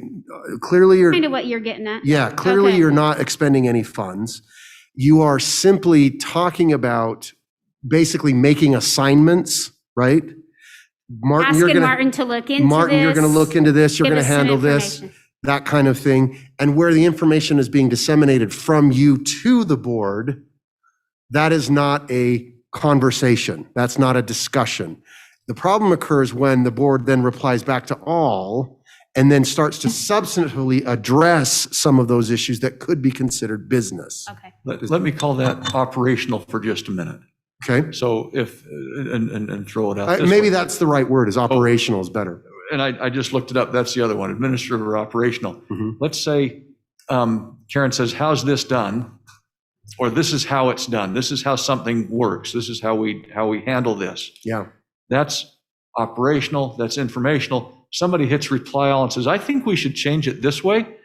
That's something that ought to be discussed in a board meeting, because now we're discussing how that ought to work, or how that ought to change or ought to be done differently, as opposed to an informational, this is how it operates declaration. Yeah, I like that. That's good clarification. Does that help? Is there not a best practice here that could be implemented of at least taking away the reply all function from the listserv, so that if that's always used in the scenario that you were describing, the constituent can see that it's been forwarded to the entire board, but the entire board cannot reply all using that function. So it's just an IT perhaps control that limits the ability to hit An easy way to all. do that. I mean, this isn't, go ahead. As a coding matter, I don't know how simple that is to actually do. Fair. As a decision-making matter, you guys ought to decide, hey, I'm not going to hit reply all. Yeah, I mean, I think it's just being very cognizant of that reply versus reply all. I think we can all hit reply. And I'll give you a hack if this is helpful. If you BCC everybody instead of just putting them, now sometimes you don't want to BCC everyone because you want to demonstrate that you've documented the conversation. Right. But if you BCC everyone, they can't reply to all. So they cannot. Is that what you're saying? They cannot reply to all. So that's a little hack if you want to use it. I don't think, with our email system that we would be able to remove that functionality. But at least we're talking about it now, so we all know, we're all aware, and we now have the training. So when we do that reply all, if we are replying to a constituent and asking Mark to look into it or whatever, then just make sure. And I don't think we've ever done that, at least. Sometimes it happens. Yeah. Okay. But again, I send you emails every Friday with a big thing. Karen sends you kind of this, what the board's going to be looking at the next meeting. Don't hit reply all. Don't hit reply all. And I'm about to go on to the penalties page, which may belie what I'm about to say, but honestly, it's not the end of the world, okay? These things can be remedied. It's not, and let me just talk to you about a couple of remedies. So, you're skipping ahead, Terry. We're going to ship you out. I wanted to say too that, like, for me, I hate doing just reply because I feel like I'm not being transparent by not letting everyone know how I'm responding. And that's a really hard thing for me. So I just want to communicate that to everyone right now, that we all know that we want to be transparent, but it's sort of tricky with all these laws, Mm-hmm. Okay, so if we violate the OPMA, there are a few things that can happen. A recording of a closed meeting may be made public. That's been ordered by a judge. Final actions of the board may be voided. That is a very severe penalty, but could happen. And a public employee who intentionally, and I want to underscore the word intentionally, discloses a record or information, knowing that disclosure is prohibited, could be charged with a Class B misdemeanor. I'm not aware of that ever happening in the school context. And again, it would have to be an intentional act. Okay, so other way. So any other questions, any other concerns? Go the other way to the end, because Terry really wants to see his final happy place. There's Terry's penalty. When Terry retires from the board, that's his penalty. Any other questions? No, thank you. I think this is always good to review. Yeah, like I said, I'm just a little bit paranoid about that. So I'll probably continue to just send everything out individually because it's real easy to copy and paste. But I think it's been a good discussion to just kind of avoid that reply all button unless you're the one initially responding to and forwarding it to Martin, a concern. Sorry, Nicole? real quick, just because this has happened in the last little while too. Can we clarify, like during board meeting, any intercommunication that happens, either, written, passing it out to somebody, what, is that, because I know. Caucusing, that kind of thing. How do I put this, how do I bring it up? Do you know what I'm talking about? I do. In board meetings, I mean, you actually, there is no necessarily any rule against communication between two board members because you're not a quorum, right? Right. There's kind of a decorum issue there. If you're caucusing and whispering and doing that kind of thing during a board meeting, it can often undermine the effectiveness of the board meeting. But there's nothing in the OPMA that would preclude you from doing that. Okay. But we have had this in the last couple of years, or I don't remember exactly when, where board members have called like employees up and tried to have sidebar conversations. And so that's inappropriate because the meeting comes to a halt, everybody's looking over there, but they're over there whispering, which then you can't be transparent and nobody has any idea what that conversation's about, but yet the board meeting's brought to a halt. Right. So there's some things to consider there too. Yeah, that's an issue of decorum as opposed Right. to an issue of OPMA. Yeah. So, I mean, like, sometimes I know people have, well, what does this mean? Like, if we were talking about PBL or whatever, and what does PBL mean? Yeah. So, clarification on something, but probably having an actual conversation is for decorum, but it's not a violation. Right. That's right. Yeah. And then just remember, kind of closely related with OPMA is grammar, and that all of your written communications are grammarable, okay? And so as acting in the capacity of a board member, acting in the capacity of a public, an agent of the district and a public employee, your communications are grammarable. Sorry, what's grammar? So, sorry, I apologize. It's Government Management Access, Government Management. Government Records Access Management Act. There it is. They can read my emails, is what you're saying. Yeah. So it's our open, They can read your emails. yeah. And your text messages. Even the ones that come from your private account. If it's business related, Do we have an obligation to save? So- Because like if your text messages get the erased or whatever? the graniteschools.org stuff all gets saved automatically. It all gets saved on the servers. You don't have to worry about it. So essentially, I want to make sure that all of my communications are from my Granite School email. Yep. And maybe what I want to do is not text board members. Is that correct? Yeah. Okay. Well, I'll give you another life hack if it's if you helpful. text, texting's okay, but remember it's the same meeting problem again. That's right. This is the overlap of records and meetings. So if you're texting Multiple board members. if you're texting 3 board members, you just create about a business thing. Right, You've okay. just created a meeting. If you text 1 or 2, that's fine. Are those going to be discoverable? Sure. We don't reserve those. Somebody need to go to the company to get those, but yeah, so that's if the company saves those, that's the company's. Let me pause and say that differently. Texts, we don't maintain texts here. We don't have the ability to do that.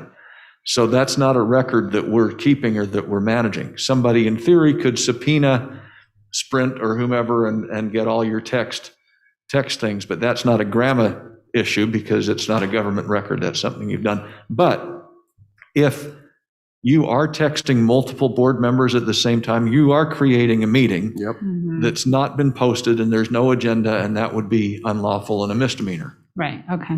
So it's not also that you can't text, it's just know that it's subject to grammar. Right. And so you would want to be careful about the things you do text. But what would be the types of things that I would be in trouble for, or that would make it Well, I so would that just grandma could encourage get you- into? There are a lot of investigation files up in my drawers that have emails and things where people were inartful about what they said and to whom they said them. And you just have to be professional. It really comes down to just being professional. So if Doug's- something is grammared, it it's professional. To Doug's point, there's a news story about 3 or 4 months ago with another local school district whose text messages were subject to grandma. They went almost a year back. Okay, yeah, And, I was actually thinking about that. That's Okay. exactly. That would be the kind of stuff you don't want to put into a text. I wouldn't anyway, but But, there's a case where, sometimes we go through a hearing for an employee that's been let go. And so we've had to go back and say, okay, what emails have you got about so-and-so? And it might not be an email you sent, it might be an email you received. right, or the worry that somebody texted you something and now. Right, and so, just realize that all correspondence, if it's written in any way, they're gonna have access to it. That's right. It's a great segue into having a quick conversation about ethics. Can we have a quick conversation about ethics? That's why we have a hospitality committee where we bring you cookies at jail. So Since they made it a crime, it's only been a misdemeanor for a couple of years, maybe 8, so just short time for me. But that's when I started telling the board, when we'd be having these meetings and they'd start to wander, I'd say, Terry, remember this, and Connie would say, I like y'all, but I'm not going to prison for you, so knock it off. Hey, Doug, I have a quick question. Yes, please. So tell me how you would advise if like a patron texts us, because our phone numbers are right on the website. And so, they can screenshot anything we put. Would you say? Absolutely. I would just, and so how I would advise you on that is just write them back with the expectation that it is going to be screenshot. So that when you're writing back, and you get pretty good at it, quite honestly. And I won't say passive aggressive, but you get very, very good at writing what you need to say without writing what you want to say, okay? And I say that a little bit facetiously, but it's not totally wrong, because sometimes human nature is that we want to add commentary to everything. You don't have to. So yeah, I would say text is an appropriate way to communicate with a patron, but just recognize that that is going to be not only discoverable in their grandma, but like you mentioned, it could just be, screenshot and shared on Facebook or whatever. If you keep things professional first and foremost, then anything that's grammable shouldn't be a problem. That's right. That's exactly right. And I would say professional, and make sure that you're maintaining confidentiality, right? You're not talking about people using their names, especially not kids, that kind of thing, okay? At least once a year, we get a large-scale grammar request for hundreds, if not thousands, of emails. And invariably, what people don't understand is what they're sending to you is also subject to grammar as well. So, and we've had a couple of those slip out as well. So it just goes without saying, what Doug is imprinted on your minds is very helpful and appropriate. Oh, sorry. Please.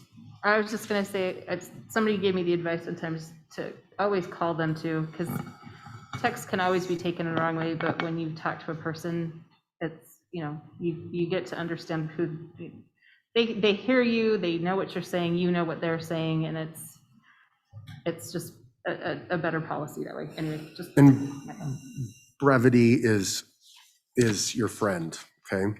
In those indications. I'm sorry, while we're on, Julie, you had started. No, continue. Kind of while we're on this, board members, I recognize the great desire you have to be responsive to your constituents. I honor that and encourage you to be responsive to your constituents.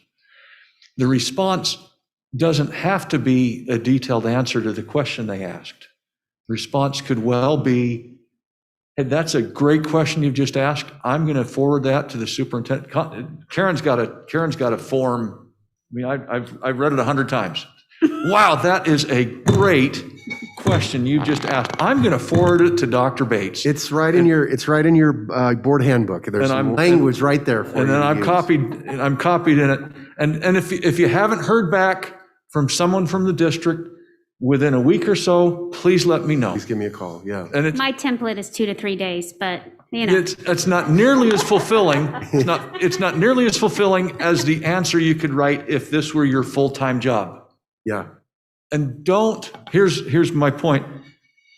Don't feel bad about forwarding that to me, because there are people whose full-time job it is to answer those questions. Because he'll forward it to me. I do. And then, just yeah. and then it just magically gets taken care of. Yeah. But and I've never had somebody call back. I've never had a board member say, "Hey, it's been 2 weeks and they haven't heard anything." So feel free, please use us that way. Yeah, absolutely. Two comments. One is we truly are the liaison, right? I mean, we don't have all the answers as board members, but we can connect the people. We can connect those concerns with the right people who can address those concerns. So that's good. We also have to recognize if we do get follow-up on the back end, it doesn't mean that they didn't get an answer. It means perhaps they didn't agree with the answer. And so those are a couple of just two little points I wanted to mention. Julie, we've waited. Sorry. There you go. Oh, this is my least favorite topic. I hate this topic because I like to just be like, here's what I think. Let's talk about it all. It's really hard. This is really hard for me. Martin already knows that. That whole speech was just directed at me. It was to everybody. I know, but it was tailored to me. Okay, what about DMs on social media? Like, I have a pretty good following. Sure. And I'm talking about what's happening in our school board meetings, and people will DM me things. Discoverable, yes. And also, would you recommend that I move that to a different format? Not necessarily. Again, It's the same thing as texting. I'm not advocating that you stop communicating. In fact, I would advocate the opposite, right? Yeah, okay. Communication is wonderful. Just recognize that communication could be seen by people you don't intend. And just know that. And if a telephone conversation is You mean always assume the screenshot? Absolutely. Yeah, I'm on that. 100%, yeah. Okay. And sometimes a telephone conversation is a more appropriate way to communicate, or in person. Yeah, okay. Awesome. Okay, in board policies, and I will send you a copy of this when I send you the OPMA stuff. I'll send you your board policy. It's Article 2C, right? Article 2C is the Board of Education Commitments and Ethics. And in the interest of time, I am going to skip over Section A and go right to B. Section A of that policy are your commitments. Those are basically things that you as a board have committed to do on behalf of your constituents, for your constituents, okay, for Granite School District. In B, we actually talk more about ethics. So let me just kind of run through a few of those. I want you to understand these are mostly financial in nature.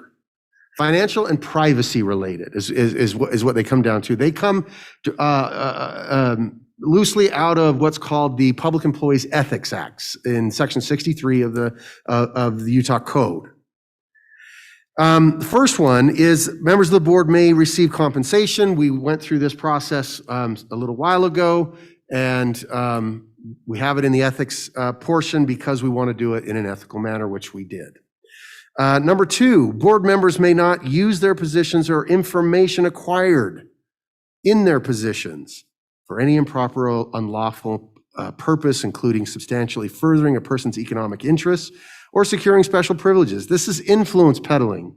This is using information for your own gain, okay? That is a violation of your ethics and actually state statute. The next one is more along the lines of bribery. Board will officially accept gifts and donations on behalf of the district. Such acceptance, however, shall not obligate the board to act in any way contrary to the best interests of students. As you can imagine, if we lived in Chicago or some other place, I'm just kidding. Your position is one that could inure to the benefit of friends, or you could grease palms or get your own palms greased, that sort of thing. And so you have to be careful about that. The board and its members shall not misappropriate or misuse public funds for any reason. Expenditure of public funds shall only be made in accordance with federal and state laws. Conflicts of interest. I want to draw your attention. We do have a conflict of interest form in those trainings that, Terry, that came around, those safe school trainings. One of those forms in that safe school training that came around to you is a conflict of interest form. If you have a conflict of interest in any way, if you receive compensation for a position, you're an officer, director, agent, employee, or owner of a substantial interest in any business entity that does business with the school district or is subject to the regulations governing the district, then you should file with the Attorney General's office a conflict of interest form. Now, what this does is it discloses the conflict of interest. What I do with people who disclose conflicts of interest, and we have many employees in the school district who have conflicts of interest. What we do is they disclose those, and then we try to clear up those conflicts in a whole variety of ways.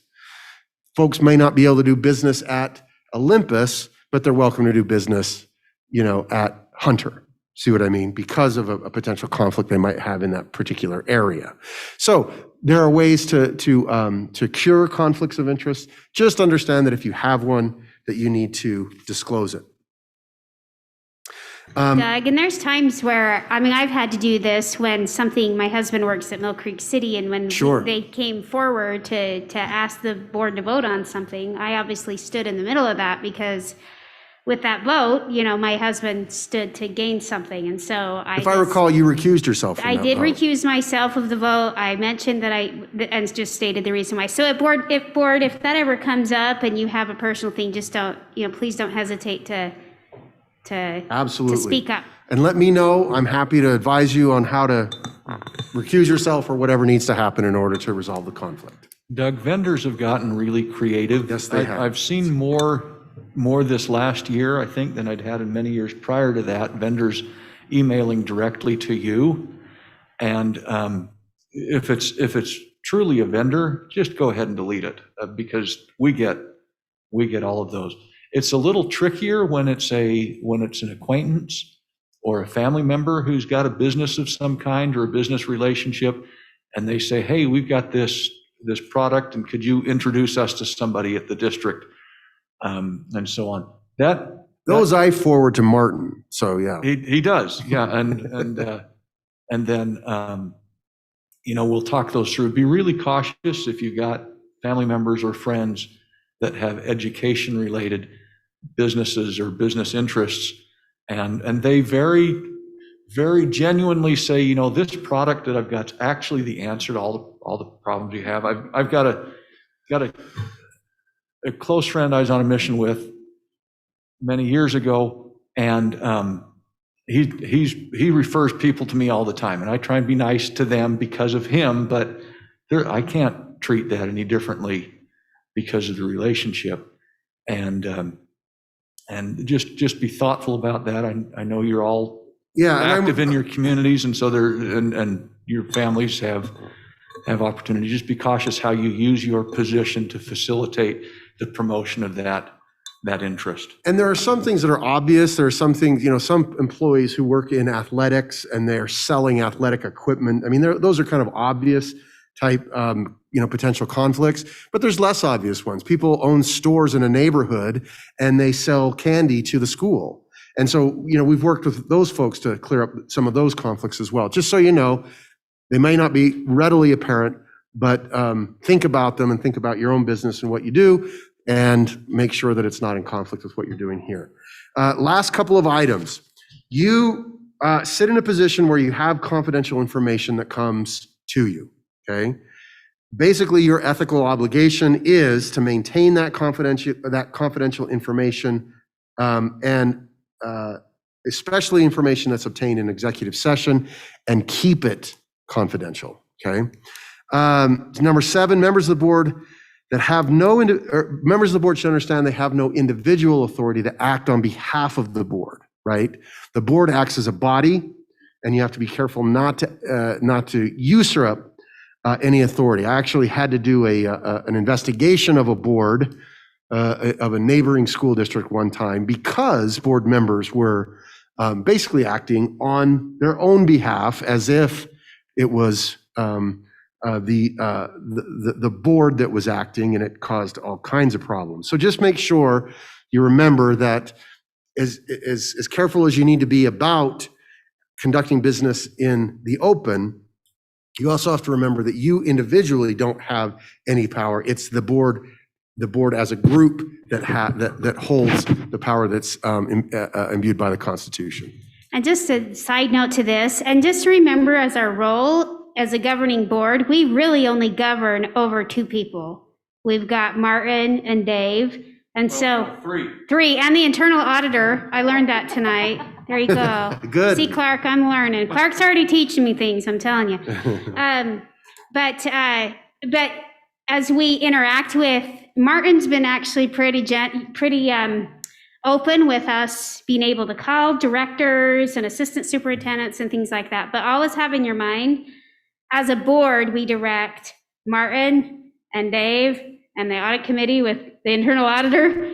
But, you know, we need to be careful in how we talk to them, that they're never perceiving we're telling them how to do their job. Because an individual phone call with somebody in Martin's team can easily be kind of flipped on its side, like, whoa, are you speaking for the board? Is this, you know, Right. So we've got to be Excellent point. a little careful to recognize that kind of that chain of command. And please know, by all means, attend school community councils, talk to principals and so Yes. on, but know that they view you differently than you view them. And Chris has probably noticed that, because in PTA, she talked to them all the time about all kinds of things. And suddenly they're reacting to her differently than they used to. And that's good. But you be conscious of that, please. Okay, last item. Members of the board obviously need to abide by state and federal laws, not only when you're acting as a board member, but in all of your personal lives. You are also, you have committed to an ethical obligation to refrain from personal and professional conduct, and this is my favorite language in all of Martin's policies that he ever wrote, that would bring censure, ridicule, damage, or reproach upon the board or the district. So just make sure that you're acting in a professional manner at all times, and that's all. I'm done. Thanks. Awesome. This has been such a rip-roaring meeting. Love it. Love it. Now, in all fairness, we need these trainings, and so board members, thanks for sticking with it tonight. Thanks, Doug, for all the training. We'll turn the time over. Martin, do you have a superintendent report? Just one thing, board members, we are very aware of the UDOT call to, about roads. There's warnings about snow in the morning. While this meeting's been going on, there's been a robust, warm, and from time to time insulting conversation going on amongst the superintendency members, which I've been trying to moderate a little bit. One of the concerns that we have about a 2-hour late start is that has our buses then moving in rush hour rather than a couple hours before rush hour, which may actually make the situation worse for the congestion. So as of right now, we send out a message to all parents. I think looks like some of you have seen that. We intend to have schools open and warm at the regular time. We're going to be evaluating this about 5 o'clock tomorrow morning.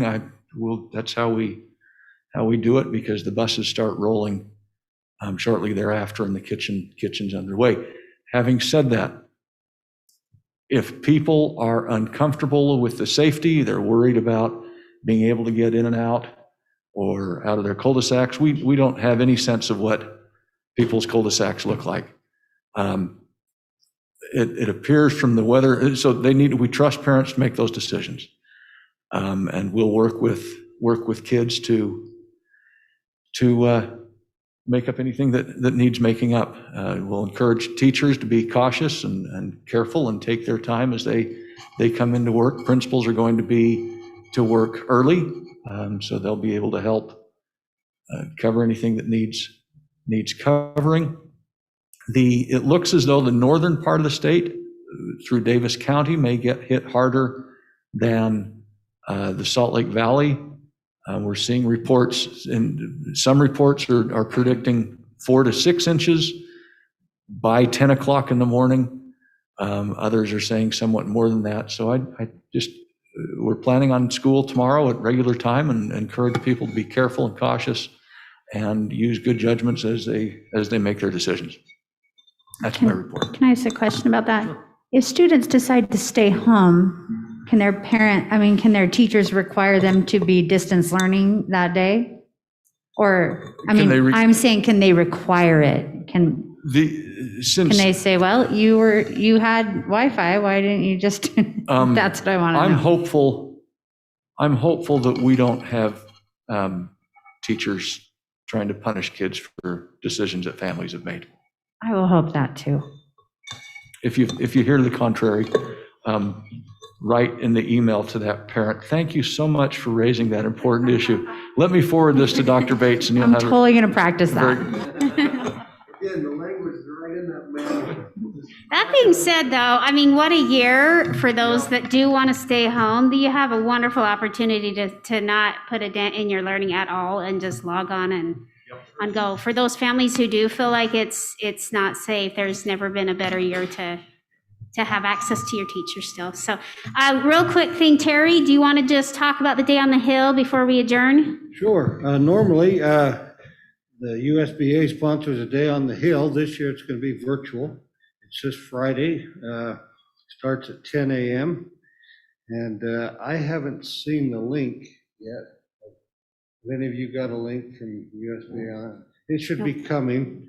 If you haven't got it, let me know and I'll find out more. It starts at 10 o'clock. There will be a governor's priority at 10:15 where Lieutenant Governor Deidre Henderson will be speaking. And then we have the opportunity, usually if we're up there, to go visit with legislators if we have any. Ben does a great job of working with our legislators.